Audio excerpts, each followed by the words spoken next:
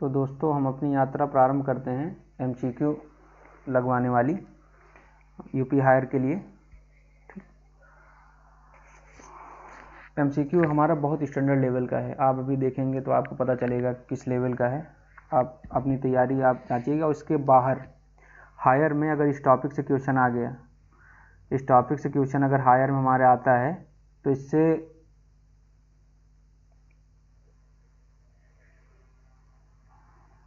इससे बाहर मतलब जाएगा ही नहीं कहीं कुछ, एकदम आप निश्चिंत रहिए। ठीक, इससे बाहर जाएगा ही नहीं।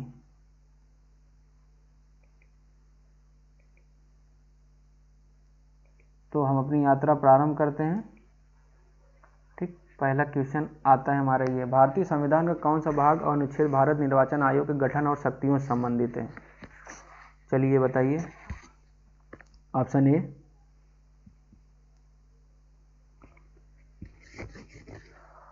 ऑप्शन ए क्या है? ऑप्शन ए भाग 14 अनुच्छेद 315 से 323 तक।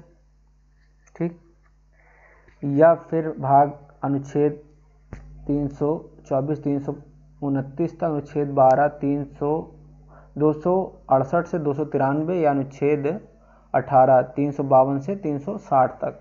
क्या है? मैंने बताया था पहली वीडियो जो वीडियो है उसमें, शुरुआती ही वीडियो हमारी जो शुरू होती है वहाँ अनुच्छेद से, तो हमारा ये आता है कौन सा? बी, भाग 15। इसमें इसकी शक्ति प्लस कार्य दोनों का वर्णन है। ठीक, अनुच्छेद 324 से 329 तक, भाग 15 में। फिर आ जाते हैं, राज्य लोक सेवा आयोग के अध्यक्ष और सदस्यों को उनके पद से हटाने का अधिकार किसके पास है? किसके पास है? राज्य के राज्यपाल, राज्य विधानमंडल, महाभियोग द्वारा, भारत के राष्ट्रपति द्वारा, सर्वोच्च न्यायालय के मुख्य न्यायाधीश। क्योंकि उसमें मैंने वो कर्सर का उपयोग किया था, उसमें मैंने कहा था कि इसका बहुत ध्यान रखना है कि हाँ कि कौन करता है, इसी में कंफ्यूज होने, क्योंकि नियुक्ति कौन करता है? अध्यक्षों की और सदस्यों की नियुक्ति कौन करता है? राज्यपाल करता है। हमारा ये राज्यपाल करता है ना, लेकिन हटाता कौन है? बर्खास्त कौन करता है? बर्खास्त कर सकता है कौन? राष्ट्रपति, जिससे रिलेटेड एक आर्टिकल है, आर्टिकल 317। ठीक, आर्टिकल 317 में इस चीज़ का उल्लेख है, इस चीज़ का हमेशा याद रखिएगा। फिर आते हैं क्वेश्चन नंबर 3, मुख्य निर्वाचन आयुक्त और अन्य निर्वाचन आयुक्त नियुक्ति सेवा शर्तें अधिनियम 2023 की चयन समिति में कौन शामिल नहीं है? कौन कौन शामिल नहीं है? भारत के प्रधानमंत्री, क्या ये शामिल हैं? भारत के मुख्य न्यायाधीश, क्या ये शामिल हैं? लोकसभा विपक्ष के नेता, या प्रधानमंत्री द्वारा नामित एक केंद्रीय मंत्री? मैंने आपको बताया था ना कि वो कानून बदल दिया गया है जो था, जिसमें सीजीआई भी थे, लेकिन सीजीआई को इस अधिनियम द्वारा सीजीआई को समिति से बाहर कर दिया गया है। तो हमारा ये क्वेश्चन हमारा ये इसमें ये है, समिति में सीजीआई नहीं है। जबकि कौन कौन है? ये हैं, प्रधानमंत्री हैं, लोकसभा विपक्ष नेता हैं, प्रधानमंत्री द्वारा नामित एक कैबिनेट मंत्री हैं। ठीक, आते हैं क्वेश्चन नंबर 4, यूपीएससी और स्टेट पीएससी के सदस्यों के कार्यकाल का सही युग्म कौन सा है? फंसाने वाला क्वेश्चन। यूपीएससी 5 वर्ष या 65 वर्ष, यूपीएससी एसपीएससी 5 वर्ष या 62 वर्ष, यूपीएससी 6 वर्ष या 65 वर्ष, एसपीएससी 6 वर्ष या 65 वर्ष। क्या है इसका? यूपीएससी 6 वर्ष या 65 वर्ष, एसपीएससी 6 वर्ष या 62 वर्ष, यूपीएससी 6 वर्ष या 60 वर्ष, एसपीएससी 6 वर्ष या 62 वर्ष। बहुत टेक्निकल वाला क्वेश्चन है, तुलनात्मक, अगर आपको याद नहीं है तो आप फंस जाएंगे। ठीक, क्वेश्चन नंबर 4,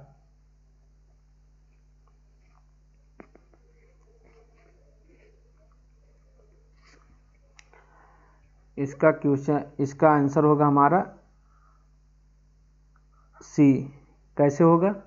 क्योंकि अनुच्छेद जो आर्टिकल 316 है, आर्टिकल 316 क्या है? यूपीएससी के सदस्य अपने पद ग्रहण की तारीख,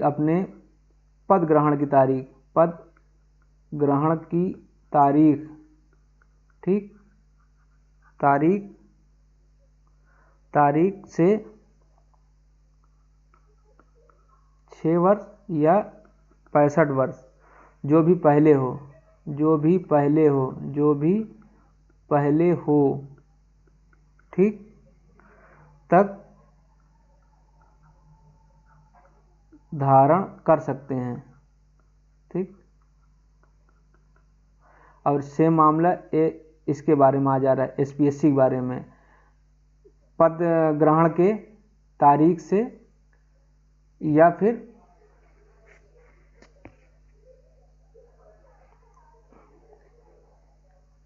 बासठ वर्ष तक, ये दोनों चीज़ें। जब इसका हमारा जो आंसर है ऑप्शन नंबर सी आएगा। क्वेश्चन नंबर 5, क्वेश्चन नंबर 5 में सवाल ये है, बहुत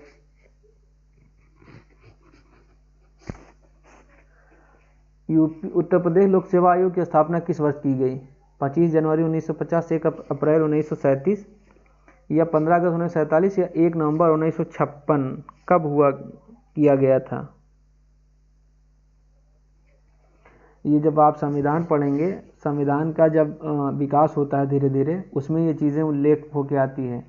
इसमें क्या है कि आप जोड़ेंगे, अरे ये तो क्या है कि भारत तो आज़ाद कब हुआ, इसके मतलब कि 1947 के बाद ये सब चीज़ें हुई। इसी में फंस के आदमी क्वेश्चन गलत कर दे, जबकि इसका आंसर क्या है? इसका आंसर 1 अप्रैल 1937। क्यों है? क्योंकि 1935 का एक्ट जो था उसमें उल्लेख था किस चीज़ का? प्रांतीय स्तर पर लोक सेवा आयोग के गठन का, लोक सेवा आयोग के गठन का, ठीक, प्रांतीय स्तर पर। तो इसी आधार पर उत्तर प्रदेश लोक सेवा आयोग का गठन 1 अप्रैल 1937 को हुआ था। ठीक, आते क्वेश्चन नंबर 6 पे। इलेक्शन कमिश्नर ऑफ इंडिया राष्ट्रपति, उपराष्ट्रपति, लोकसभा और राज्यसभा चुनाव कराता है। पंचायतों और राज्य पालिकाओं के चुनाव भी ईसीआई कराता है। कौन से सही हैं? इसमें से कौन सा सही है? केवल 1, केवल 2? देखिए 2 स्टेटमेंट हैं इसमें। स्टेटमेंट नंबर क्या है? इलेक्शन कमिश्नर ऑफ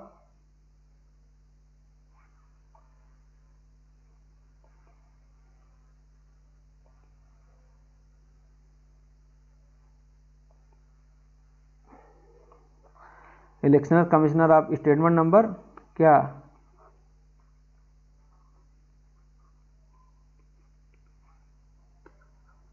हाँ, स्टेटमेंट नंबर 1 क्या है?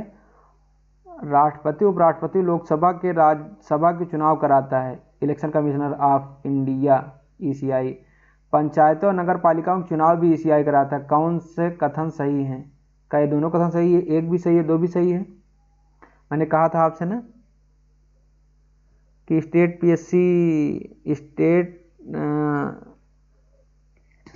चुनाव आयोग क्या करवाता है? स्टेट चुनाव आयोग हमारा पंचायतों का चुनाव करवाता है। तो इसमें से केवल हमारा क्या है? 1 सही है। क्या है? 1 सही है हमारा, ये सिर्फ 1 सही है ये। ठीक, फिर आ जाते हैं हम क्वेश्चन नंबर 7 पे। भारत के संविधान का अनुच्छेद 326 किससे संबंधित है? अनुच्छेद 326 किससे संबंधित है? निर्वाचन आयोग की संरचना से, धर्म, मूल, वंश, जाति या लिंग के आधार भेदभाव का निषेध से, लोकसभा और विधानसभा के चुनाव में वयस्क मताधिकार के आधार पर होंगे, या चुनावी मामलों में अदालतों के हस्तक्षेप पर रोक? किससे रिलेटेड है 326? निर्वाचन आयोग की संरचना से, धर्म, मूल, वंश, जाति, लिंग के आधार भेदभाव का निषेध, या फिर लोकसभा और विधानसभा के चुनाव वयस्क मताधिकार के आधार पर होंगे? ये हमारा देता है ऑप्शन नंबर, क्या बात करता है? 326 हमारा बात करता है वयस्क मताधिकार, वयस्क सार्वभौमिक मताधिकार, सार्वभौमिक मताधिकार की बात करता है। ठीक, सार्वभौमिक मताधिकार की बात करता है, जो कि विधानसभा और लोकसभा में होंगे। ठीक, क्वेश्चन नंबर 8, भारत का निर्वाचन आयोग पहली बार बहुसदस्यीय निकाय कब बना? पहली बार भारत का निर्वाचन आयोग बहुसदस्यीय कब बना? 1950, 1976, 1989, 1993 में कब बना? टेक्निकल क्वेश्चन है ये सब क्वेश्चन। अगर आपने मतलब ये सारी चीज़ें, आपका ये कॉन्सेप्ट क्लियर है तो ये जान लीजिए इससे बाहर कुछ नहीं आने। इस टॉपिक से क्वेश्चन आएगा तो आपका पूरा पूरा सही होगा, आप मतलब कि मात ही नहीं खाएंगे। पहली बार तो हमें पता होना चाहिए कि हमारे जो निर्वाचन आयोग है, इलेक्शन कमीशन है, इसकी स्थापना कब हुई थी? 1950 में हुई थी। ठीक, 1950 में इस्टेब्लिश हुआ था। ठीक, और कब तक? 1989 तक। ये 1989 तक क्या था? एकल था, एक सदस्य था। ठीक, और 16 अक्टूबर 1989, 16 अक्टूबर 1989 राष्ट्रपति की अधिसूचना द्वारा ये क्या हुआ? 3 सदस्यीय हो गया, 3 सदस्यीय हो गया, ये 3 सदस्यीय हो गया। ठीक, कब? 19, इसका ऑप्शन नंबर कौन सही है? ऑप्शन नंबर सी सही है, 1989। ठीक, क्वेश्चन नंबर आते हैं हम, अनुच्छेदों को सम्मिलित कीजिए। आर्टिकल 315, आर्टिकल बी 316, आर्टिकल सी 317, आर्टिकल 320 डी। पीएससी के कार्य, सदस्यों का निष्कासन, पीएससी का गठन, सदस्यों की नियुक्ति और कार्यकाल। बताइए तो किस अनुच्छेद में क्या क्या कहा गया है? क्वेश्चन नंबर 9, अनुच्छेद 315 में क्या कहा गया है? अनुच्छेद 315 किसकी बात करता है? अनुच्छेद 315 हमारा बात करता है किसका? गठन का बात करता है। किसकी? गठन की बात की, पीएससी मतलब ए का 3।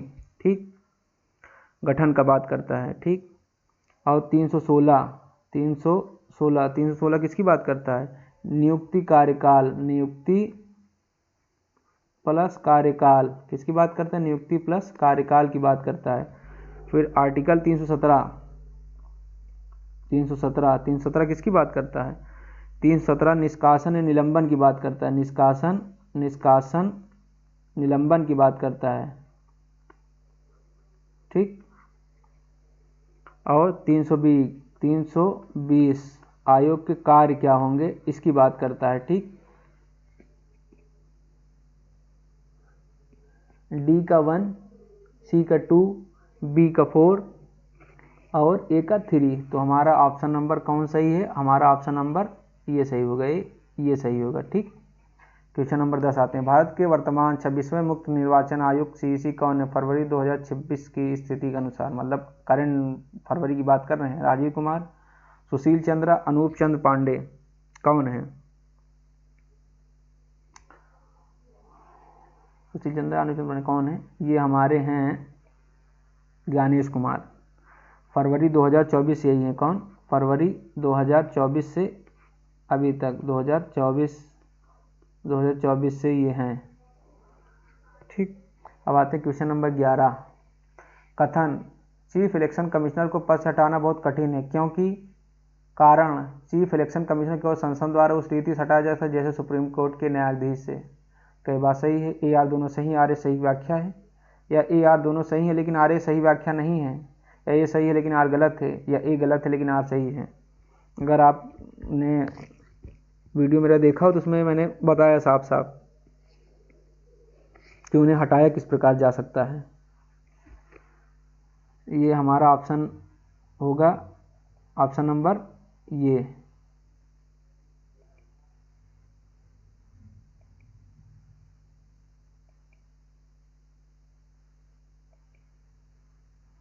हमारा ऑप्शन नंबर ये होगा, ये ए आर दोनों सही है, आर ए की सही व्याख्या है। ठीक, ये ऑप्शन नंबर ए, क्योंकि हटाना बहुत मुश्किल है, क्योंकि संसद के जैसे सुप्रीम कोर्ट के न्यायाधीश को हटाया जाता है महाभियोग द्वारा, इसे इस प्रकार हटाया जा सकता है। संघ लोक सेवा आयोग के अध्यक्ष और सदस्यों की सेवा शर्तें निर्धारित करने का अधिकार किसे है?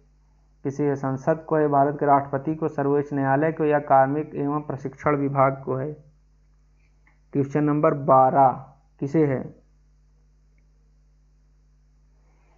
क्या है? संसद को है, सर्वोच्च न्यायालय को, कार्मिक एवं प्रशिक्षण विभाग किसको है? ये हमारा आता है किसमें? राष्ट्रपति को है। किसे? राष्ट्रपति को। राष्ट्रपति क्यों है? क्योंकि आर्टिकल 318 है, इसमें सीधा सीधा कहा गया है यूपीएससी के जो सदस्य हैं, ठीक, यूपीएससी के सदस्य जो हैं उनकी सेवा शर्तें कौन निर्धारित करेगा? सेवा शर्तें राष्ट्रपति निर्धारित करेगा। कौन? राष्ट्रपति निर्धारित करेगा। आर्टिकल में सीधा सीधा ये उल्लेख है, ठीक। फिर क्वेश्चन नंबर हमारा आ जाता है 13। राज्य निर्वाचन आयोग की नियुक्ति किसके द्वारा की जाती है? भारत के राष्ट्रपति द्वारा, राज्य के राज्यपाल द्वारा, मुख्य निर्वाचन आयोग द्वारा, राज्यों के मुख्यमंत्री द्वारा। क्वेश्चन नंबर 13,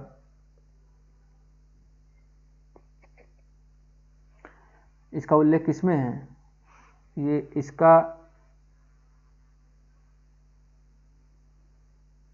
इसकी नियुक्ति राज्य के राज्यपाल करते हैं। इसका मतलब कि उल्लेख कहाँ है? इसका उल्लेख हमारा आता है 73वें 74वें संविधान संशोधन द्वारा, 73वें 74वें संविधान संशोधन द्वारा, ठीक, जिसमें क्या कहा गया कि पंचायतों और नगरपालिकाओं को चुनाव कराने के लिए प्रत्येक राज्य में एक निर्वाचन आयोग होगा, जिसके आयुक्त की नियुक्ति राज्य के राज्यपाल द्वारा की जाएगी। फिर क्वेश्चन नंबर 14, निर्वाचन आयोग के सदस्यों की योग्यता के बारे में संविधान में क्या प्रावधान है? सदस्य को आईएएस अधिकारी होना चाहिए, सदस्य को हाईकोर्ट का सेवानिवृत्त न्यायाधीश होना चाहिए, सदस्य के पास कम से कम 10 वर्ष का सार्वजनिक प्रशासन का अनुभव होना चाहिए। संविधान में ईसीआई के सदस्यों की कोई विशिष्ट योग्यता निर्धारित नहीं की गई है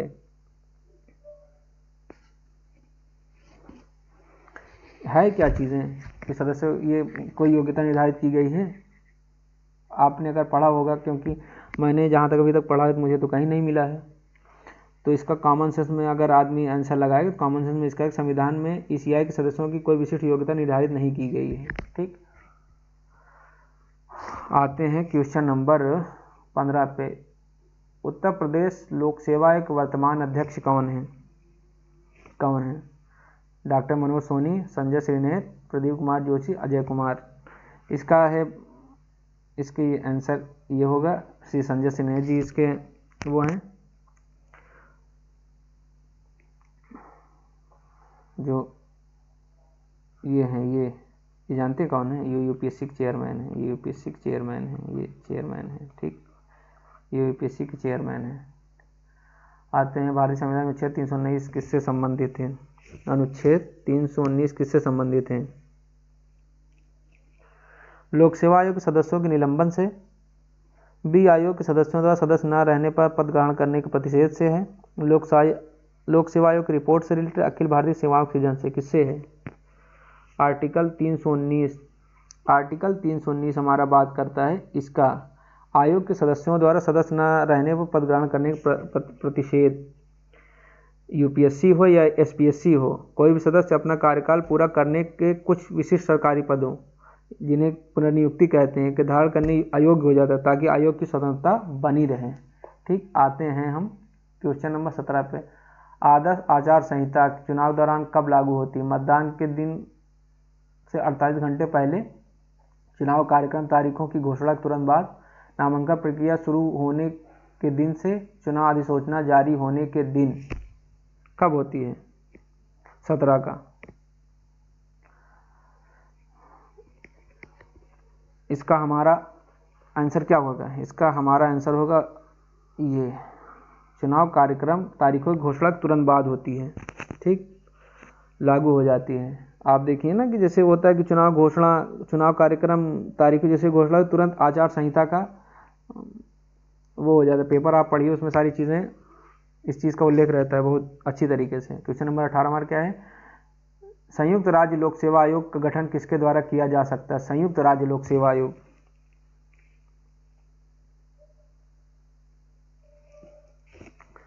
क्वेश्चन नंबर 18 क्या कहता है? संयुक्त राज्य लोक सेवा मतलब कि दो राज्यों कि लोकसभा का गठन किसके द्वारा किया जा सकता है? भारत के राष्ट्रपति के एक अध्यादेश द्वारा, संबंधित राज्यों के राज्यपाल के समझौते द्वारा, संसद के अधिनियम द्वारा या संघ लोक सेवा आयोग के प्रस्ताव द्वारा। क्या कहा गया है?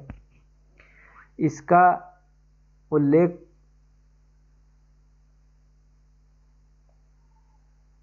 ये है, इसका ये है, संसद के एक अधिनियम द्वारा ये किया जा सकता है। कैसे किया जा सकता है?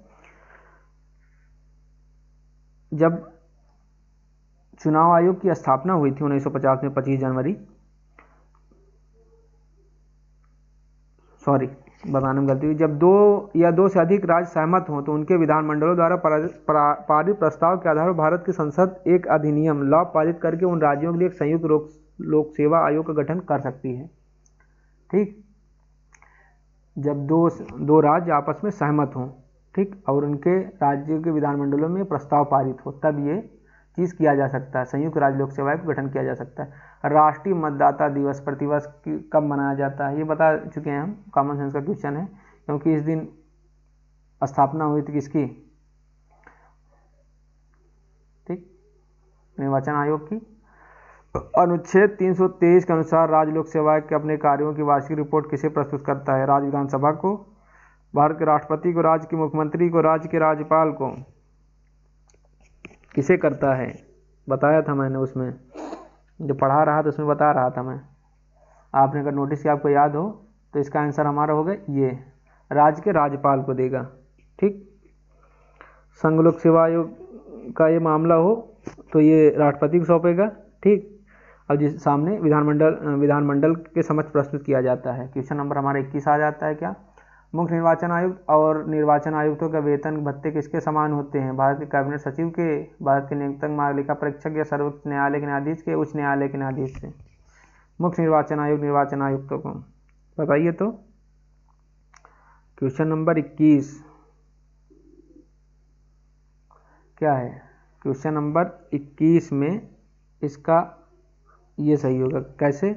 2023 का जो एक्ट आया था उसमें जो संवैधानिक प्रावधान किए गए, संवैधानिक प्रावधान है, उसमें ये इस चीज़ का कहा कि निर्वाचन आयुक्तों का दर्जा और वेतन भत्ते भारत के सर्वोच्च न्यायालय के न्यायाधीश के बराबर समान होंगे, उसमें इस चीज़ का उल्लेख है। क्वेश्चन नंबर 22, संविधान का अनुच्छेद 325 क्या सुनिश्चित करता है? 325 सुनिश्चित क्या करता है? चुनाव आयोग में 3 सदस्य होंगे, धर्म, मूल, वंश, जाति या लिंग के आधार पर किसी को मतदाता सूची से अयोग्य नहीं ठहराया जाएगा, चुनावी विवादों का निपटारा सुप्रीम कोर्ट करे, राजनीतिक दलों का पंजीकरण। अनुच्छेद 325 में क्या कहा गया है? अनुच्छेद 325 ये गारंटी देता है क्या? किसी भी व्यक्ति को धर्म, नस्ल, जाति या लिंग के आधार पर किसी विशेष मतदाता सूची में शामिल होने, मतदान करने के अधिकार से वंचित नहीं किया जा सकता। आर्टिकल 325 में इस चीज़ का उल्लेख है। और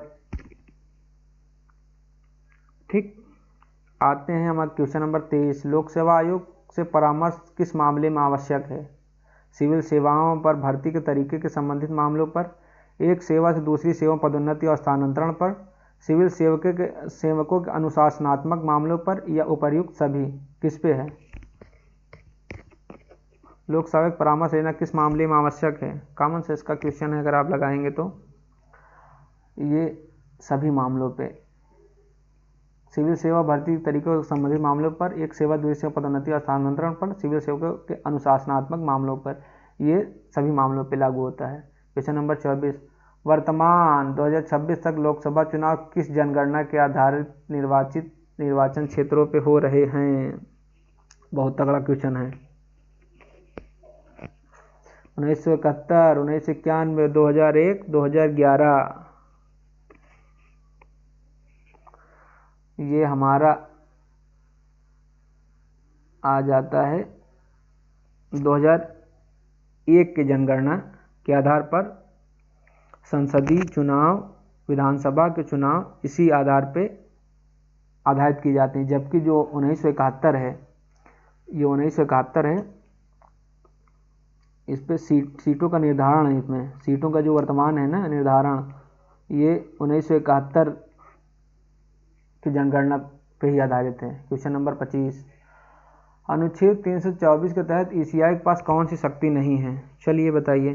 ईसीआई के पास कौन शक्ति नहीं है? अनुच्छेद 324 पर ईसीआई के पास कौन शक्ति नहीं है? राजनीतिक दलों को मान्यता देना, चुनाव चिन्हों का आवंटन करना, चुनाव के दौरान किसी राज्य सरकार को बर्खास्त करना, मान्यता प्राप्त दलों के विभाजन विलय संबंधित विवाद निपटाना। क्या है इसमें?